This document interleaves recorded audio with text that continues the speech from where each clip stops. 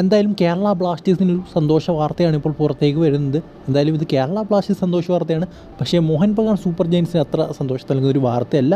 അതായത് Greg Stuart ചിലപ്പോൾ നാളത്തെ മാച്ചിൽ ഉണ്ടാകില്ല എന്ന തരത്തിലുള്ള വാർത്തയാണ് പുറത്തേക്ക് വരുന്നത്. എന്തായാലും ജോസെ മൊളീനോ ഇതുമായിട്ട് കാര്യങ്ങൾ പറയുന്നുണ്ട്. അതായത് അദ്ദേഹം പറയുന്ന കാര്യം എന്ന് പറയുന്നത്, കഴിഞ്ഞ ഒരു മാസമായിട്ട് ഗ്രെഗ് സ്റ്റുവർട്ടിന് നീക്ക് നല്ല പ്രോബ്ലം ഉണ്ട്. അദ്ദേഹത്തിന് കഴിഞ്ഞ ദിവസം പ്രാക്ടീസ് ചെയ്തപ്പോഴും അങ്ങനെ ഒരു പ്രോബ്ലം വന്നിരുന്നു. അതുകൊണ്ട് തന്നെ പിറ്റേ ദിവസം, അതായത് ഇന്നത്തെ ദിവസം അദ്ദേഹം പ്രാക്ടീസ് ചെയ്യാനേ ഇറങ്ങിയില്ലെന്നാണ് ജോസെ മൊളീനോ പറയുന്നത്.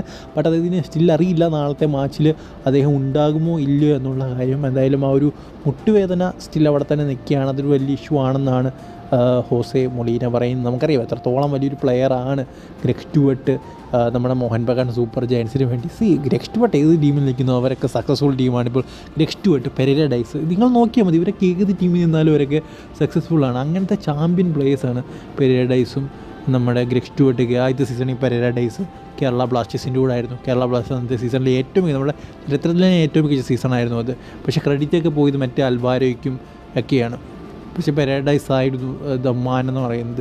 അതുപോലെ തന്നെ ഇപ്പോൾ ബംഗളൂരു FC കാര്യം നോക്കിയാൽ അവരും ടോപ്പാണ്. ഒരു പെരഡൈസ് അവിടെയാണ്. മുംബൈ സിറ്റി 2 സീസൺ അവിടെ നിന്നപ്പോഴും അവിടെയും ടോപ്പായിരുന്നു മുംബൈ സിറ്റി. ഇപ്പോൾ ഗ്രെഗ് സ്റ്റുവർട്ടിൻ്റെ കാര്യം നോക്കിയാൽ ജംഷഡ്പൂരിനെ ഷീൽഡ് അടിപ്പിച്ചു.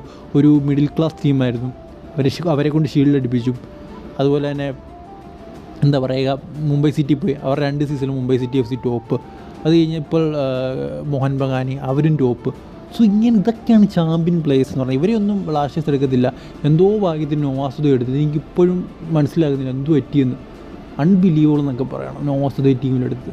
സോ എന്തായാലും നമ്മൾ ആ ഒരു സീസണിൽ ഉറപ്പായിട്ടും എടുക്കുന്ന താരങ്ങളായിരുന്നു സ്റ്റീഫൻ എസ്സേ, അതുപോലെ തന്നെ ഗ്രെഗ് സ്റ്റുവർട്ടും. ആ ഒരു സീസണിൽ തന്നെ നമുക്ക് മുംബൈക്ക് ഇതിന് നല്ലോണം കോമ്പീറ്റ് ചെയ്ത് പ്ലേയേഴ്സിനെയൊക്കെ എടുക്കാൻ സാധിക്കും.